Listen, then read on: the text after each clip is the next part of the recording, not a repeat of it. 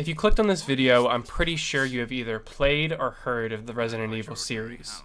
Whether you're an OG who experienced the original titles that established the fundamentals of survival horror, someone who grew up during the franchise's transition into action horror, or you're the new kid on the block who can happily say that they grew up with the reimagined titles after the absolute embarrassment that was Resident Evil 6. Mr. President! Or maybe you have never experienced the Resident Evil titles and you're wondering if those games might be right for you. If that's you, then you're watching the right video. But even if you consider yourself a fan of Resident Evil, this video will still have something to offer for you too, as I present my case for the best Resident Evil game, the Resident Evil 2 Remake. The original Resident Evil 2 was released in 1998, just 2 years after the original survival horror classic. While some events and characters are referenced from the first game, newcomers to the series will have no problem picking up and enjoying the remake. When starting a new game, players will have to choose between two different characters, Leon Kennedy or Claire Redfield, each with their own motivations and stories for players to dive into. As Leon, players step into the shoes of a rookie cop who is eager to prove himself on his first day of duty in Raccoon City. Meanwhile, Claire's arrival in the city is driven by her quest to locate her brother Chris, who she hasn't heard from in weeks. Majority of newcomers to Resident Evil 2 will select Leon Kennedy for their first playthrough, seeing as he's the first character listed, but also Leon is one of the franchise's most iconic figures, starring in multiple other games like the iconic Resident Evil 4 and the one that shall not be named.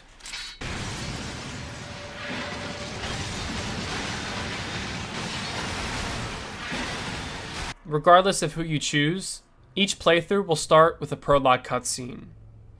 Look, man, I'm serious, okay? I saw this with my own eyes. Oh, I believe you, buddy. I believe you.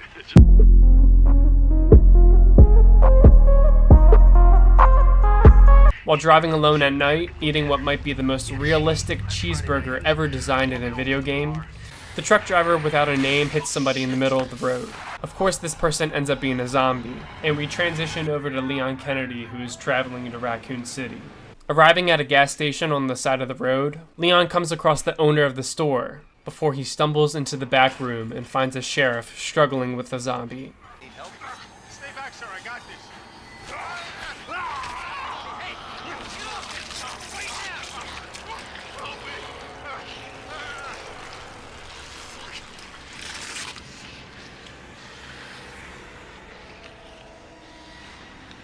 Immediately, you realize that the zombies in Resident Evil 2 tank multiple rounds to the head, especially on hardcore where it can take 8 or more bullets to take down a walker.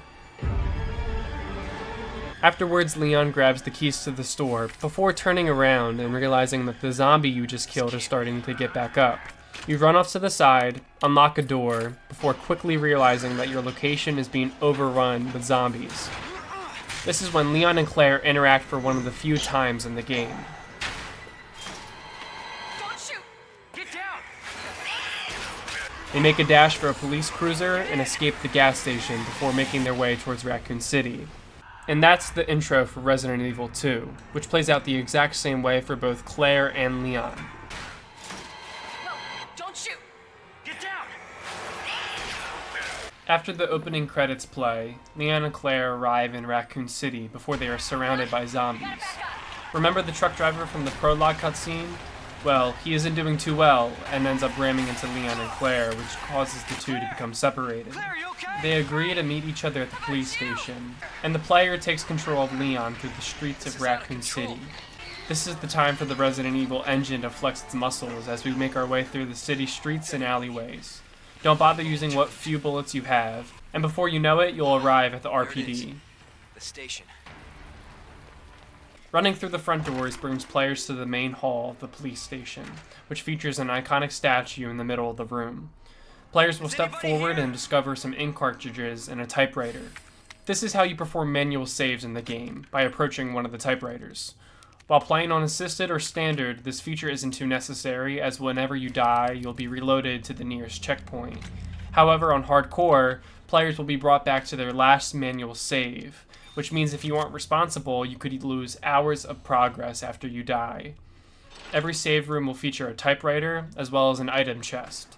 In Resident Evil, inventory management is a vital mechanic that players will have to get used to if they want to complete the game. At the start of the playthrough, both characters will only have 8 inventory spots, which fills up much faster than you think, so deciding which items to place in the item chest is critical to survival.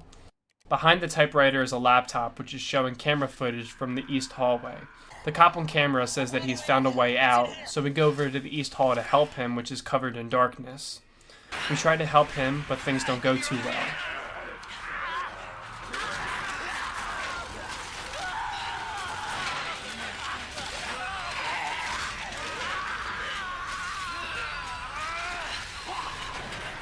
We end up grabbing his notebook, which is supposed to show us how to get out of the police station. Heading back to the main hall, we almost don't make it before Leon is rescued by another human being.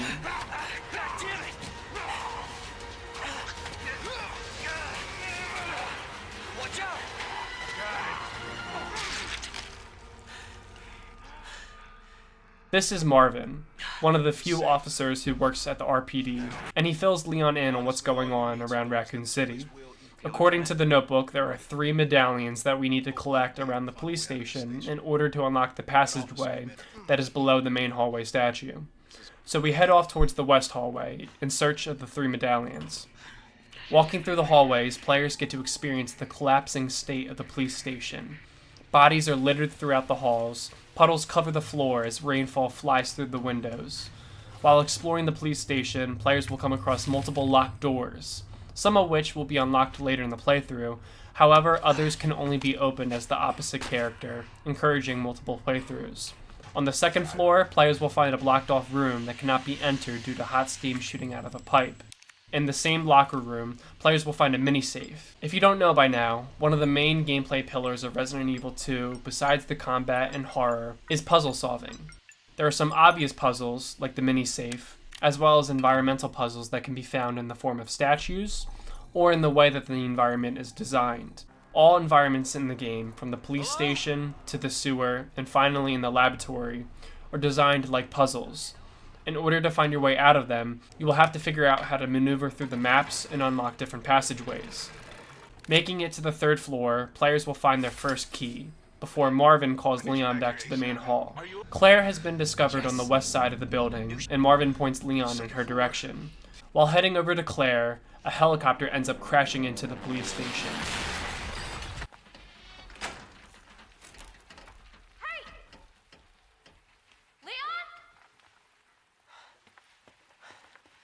Claire! This is actually the last time Leon and Claire will interact until the end of the game. Unfortunately, this door dividing them is locked, which causes Claire to run off, and players find bolt cutters in front of them. While some pathways require keys to be unlocked, others require tools such as these bolt cutters. Luckily for us, there's 2 doors directly in front of us that require these bolt cutters. On this side of the station, players will find a valve that will end up stopping the steam that is shooting out of the 2nd floor pipe. Before I go any further, I want to talk about my favorite aspect of Resident Evil 2 and why I think it's the best game in the franchise. I don't know if anybody's talked about this before, but there's this trance-like state that players can get into while playing the game that I'm going to coin as the Resident Evil runner's high. Your first playthrough of Resident Evil 2 should take no longer than 8 to 10 hours, but if you fall in love with the game like I did, then you'll end up having multiple playthroughs, unlocking the bonus weapons, character skins, and achievements. After becoming familiar with the game's mechanics, and more importantly, once you familiarize yourself with the game's puzzles, you'll end up beating the game in less than 2 hours. On these speedrun playthroughs, you'll end up moving as fast as you can through the levels, which requires you to think on your toes in dangerous situations, but you'll also have to be mindful and think about where you need to be going next. Now I'm going to go back to the game, but keep in mind since I've beaten Resident Evil 2 over a dozen times, I'll be flying through this much faster than a first-time player will. Back to the game, we now have the valve and can explore the 2nd floor of the west hallway. Now the game introduces a new enemy type, the Licker, which is a 4-legged monster that can't see, but best believe it has excellent eyesight. I remember shitting my pants the first time I experienced one of these guys, but you really don't have to deal with them. Even though they have really good hearing, you just need to make sure you don't run, and they won't hear you as you walk on by. At the end of the hallway is a room with our first medallion. In order to snag it, we'll have to pull out our notebook to figure out the 3-symbol code, which in this case is double fish, scorpion, and pouring water. So remember that and enter the code. Double fish, scorpion, and pouring water. There's one medallion, and now we can return to the main hall and place the medallion in the center statue. 2 more to go, and the second one is in the back of the main hall. So again, same thing. Pull out your journal, lion, leaf, bird, lion, leaf, bird.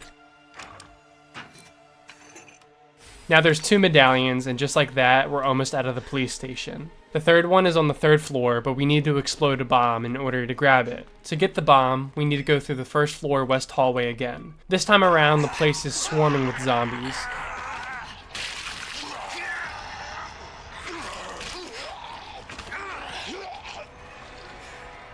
After barely making it through, we can use the bolt cutters one last time. Every time we no longer need to use a key or a tool, a red check mark will appear next to the item in your inventory, which signals to us that we can now discard the item. We can find the bomb in this room, but for some reason it needs a 9-volt battery, which can be found on the 2nd floor in the Stars room, which is a nice little reference for Resident Evil fans. After grabbing the 3rd and final medallion, we get ambushed by a clicker, which only serves to slow us down. Returning to the main hall, we put the last medallion in and make our way forward. It doesn't take long for us to find out that we aren't alone. What the?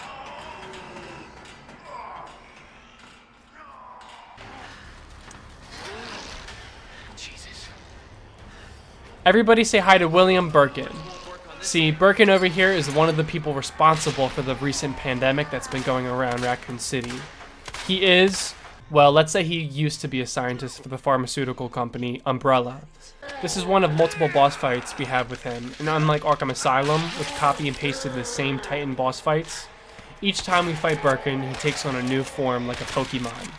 By the way, just wanted to let you know I've never played Pokemon before. After defeating Birkin, we make our way to the parking garage, and just before we find our way out, we discover it's locked. Then, Leon gets jumped by a zombified Doberman, but is rescued by another reoccurring series character, Ada Wong. Hey, Who is that? stay sharp.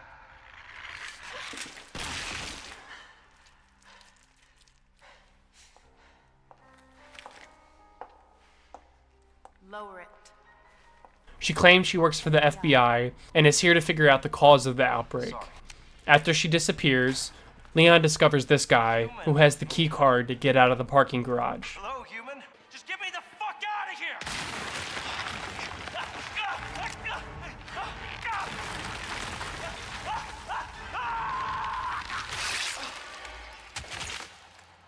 Oh my god.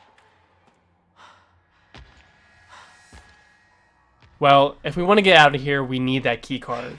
And in order to get it, we need to grab 2 electrical parts to unlock the cell door. Luckily for us, one of the electrical parts is on the other side of the police basement, but the second one is at the top of the RPD clock tower. We make our way back into the east side of the station, making our way to the 3rd floor where we can find a large gear. That's a surprise tool that can help us later. We take a quick detour outside, but end up locking ourselves out when the ladder breaks. To get back inside, we need to use a water pipe to put out the fire set by the crashed helicopter from earlier.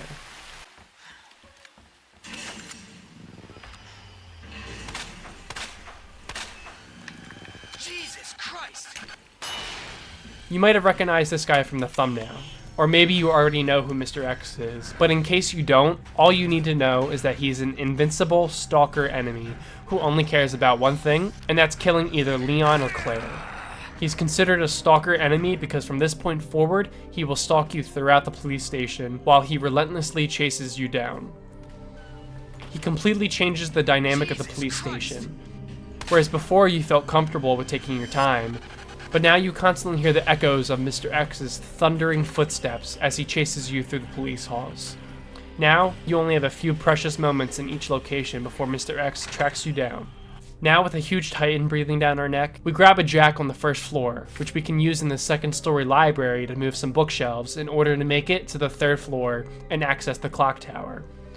Once entering the clock tower, we can use the large gear that we found earlier to grab the second electronic part. Now with both of them, we can return to the basement and grab the keycard off of the dead journalist, which leads us to having a close encounter with Mr. X. Once he gets the best of Leon, Ada Wong comes in once again to save Leon's life. The two of them exit the police station and start to make their way into the Raccoon City sewers. As the both of them crawl deeper into the sewers, Leon will end up getting chased by a huge crocodile, which feels oddly out of place. This encounter lasts for no more than a minute. It's scripted to happen the same way every time, and ends with you shooting an explosive. While down there, the two of you will run into Annette Birkin. Yes, the wife of William Birkin, the monster we fought from earlier. The standoff ends with Annette shooting Ada, but Leon dives in front of her to take the bullet for himself. With Leon out of commission, we take control of Ada as she chases down Annette. Ada has a gadget that allows her to see electrical wires and manipulate electronics behind walls. We'll end up using this gadget to solve a few puzzles, and halfway through we'll end up being chased by Mr. X. This whole encounter lasts for no more than 10 minutes as Ada ends up being incapacitated by Annette, and we wake up as Leon in search of Ada. This is when we fall into the second hub level, with the first one being the police station and the second one being the sewers. This area is much smaller than the police station, but way more unpleasant to go through. Firstly, because the game throws these new enemies at you, which require a lot of firepower to take down. Also, there's a lot less freedom when roaming around the sewer. You repeatedly walk down the same paths over and over again as you try to look for these electrical chess pieces. You have to collect a few of these and place them in the right spot before you unlock the door that is separating you and Ada. Before Leon can save her, we are thrown into our second boss fight with William Birkin, this time with some creative flair. He tries attacking Leon through the ceiling in this one room, before he chases Leon down a hall and fights him on a platform. We have to use a crane to throw a crate against Birkin and knock him off the edge of the platform. He survives the first attempt, but we are able to defeat him after the second one.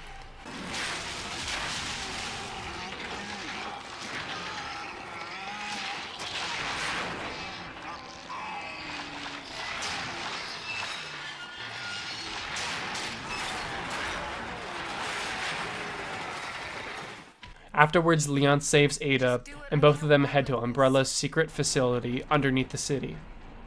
Ada asks Leon to get a sample of the G-virus from the laboratory so that the FBI can gather enough evidence to blame Umbrella for the zombie outbreak. So as Leon, we make our way through the facility. In the police station, we had to collect keys to access the next passageway, whereas the Umbrella facility requires us to grab different key cards with different security clearances. In order to grab the G sample, we have to get the keycard with the highest security clearance. After spraying the plants with some solution, we can grab the keycard before being chased down by Mr. X. We make our way to the G-virus before running into Annette Birkin one more time. She tells us that Ada isn't working for the FBI, and instead she wants to sell the G-virus on the black market. Before Leon can think, we are thrown into our third and final William Birkin encounter. This time, all we have to do is deal as much damage as humanly possible. After defeating Birkin for the last time, Leon and Ada have a standoff over the G-virus. Hand over the sample, Leon. I don't want to hurt you.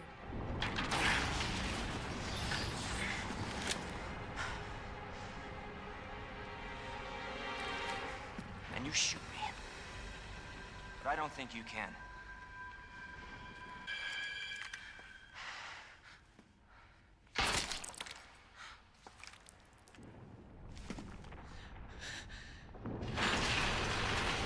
Leon has to save Ada, and ends up losing the sample of the G-virus in the process.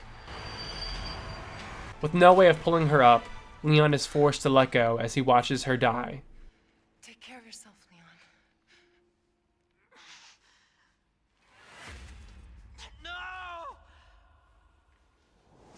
With a countdown until the facility self-destructs, Leon is forced to flee. But before he escapes, he has to have one last fight with Mr. X.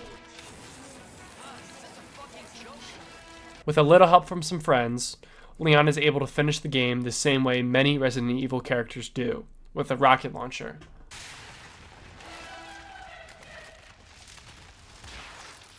Afterwards, Leon hops on a moving train and bumps into Claire with a child. Most players would agree that the game ends somewhat suddenly, as it seems like the game ends in the middle of a cutscene. Leon? Hey. said we would. It turns out that everything that we just accomplished did not actually happen. Yeah, let me explain. Resident Evil 2 has 4 campaigns. There's a new game run, which from now on I will call the A playthrough. Once you complete a new game, you then have access to the second run, which I'll refer to as the B playthrough. Both characters have an A and a B playthrough, which is where you get the 4 campaigns. But I'll be honest, this is by far the biggest disappointment of the remake, as there isn't many differences between the 4 campaigns. Turns out that the canon playthrough is Claire A and Leon B. So you were technically supposed to play as Claire for your first run and Leon as your second run. Claire A's playthrough is incredibly similar to Leon's. The two of them actually have the exact same experience all the way until the Birkin fight. Both Leon and Claire fight Birkin, but instead of meeting Ada Wong like Leon does, Claire meets a little girl named Sherry Birkin. Yes, the daughter of William and Annette Birkin. I've been looking everywhere for you, Sherry. Brave little girl to leave your house in the middle of this mess. On the ground, hands behind your head. You can't be serious.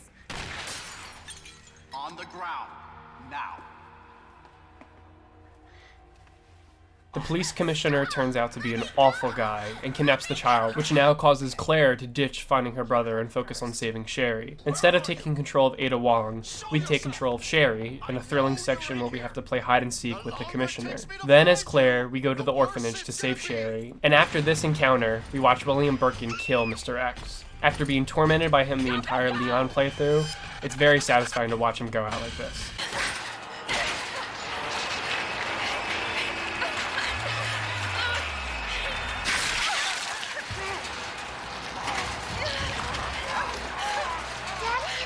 What'd you say?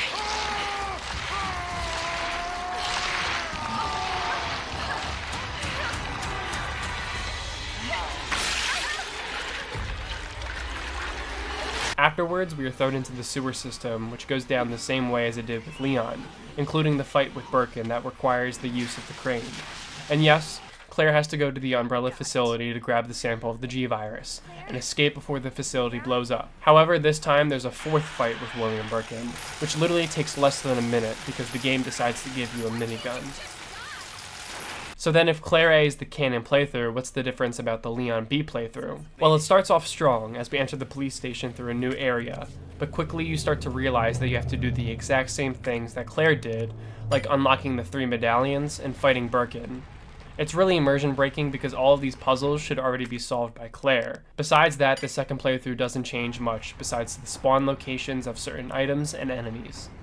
So yeah, most of Resident Evil 2 is absolutely kick-ass, except for the 4 different campaigns, which could have been executed so much better. But even then, there's enough replay value and quality content in the game to warrant multiple playthroughs. It may not be perfect, but I would argue that it's the best Resident Evil game, thanks to its engaging combat, beautiful level design, and insane replay value. If you stayed until the end, thank you for watching. Please consider subscribing and clicking the bell. If you're a Resident Evil fan, leave a comment and let me know your thoughts on Resident Evil 2, and don't forget to have a good day.